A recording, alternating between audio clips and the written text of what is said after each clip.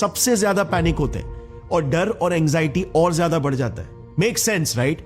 जब किसी को कंफर्ट और कॉन्फिडेंस ही झूठी बुनियादी बातों से मिल रहा हो तो लॉन्ग टर्म में तो वो झूठ कभी ना कभी तो टूटेगा ही ना, जब उसका सामना सच्चाई से होगा।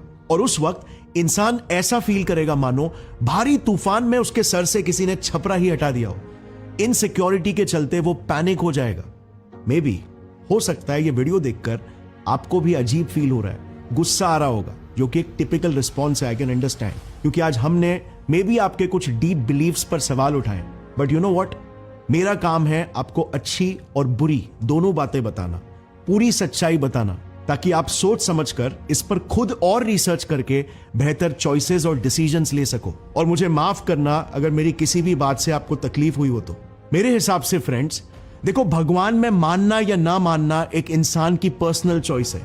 कुछ लोगों को भगवान का थॉट उन्हें इमोशनल सिक्योरिटी और कॉन्फिडेंस प्रोवाइड करता है। जैसे मुझे याद है बचपन में जब मुझे एंग्जाइटी होती थी तब मैं हनुमान चालीसा पढ़ता था, क्योंकि नासे रोग हरे सब पीढ़ा जपत निरंतर हनुमत बीरा, और मुझे साइकोलॉजिकली बहुत बेटर फील होता था।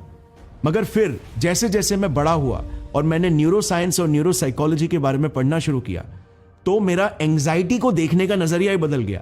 मैं एक साइंटिफिक पर्सपेक्टिव से देखने लगा और ज्यादा बेहतर इसे समझने लगा कि मेरे एंग्जाइटी का रूट कॉज एग्जैक्टली क्या है और इससे मैं कैसे डील करूं।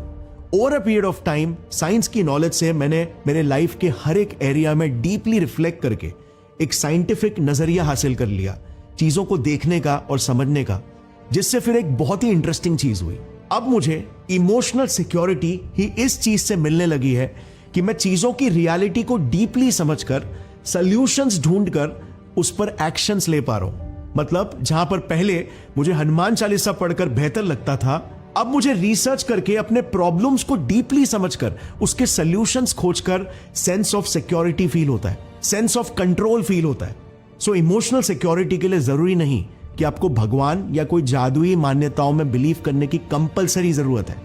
आप एक प्योरली साइंटिफिक माइंडसेट से भी इमोशनल कॉन्फिडेंस डेवलप कर सकते हो, क्योंकि दोनों ही केसेस में मुझे इमोशनल स्ट्रेंथ मिला है।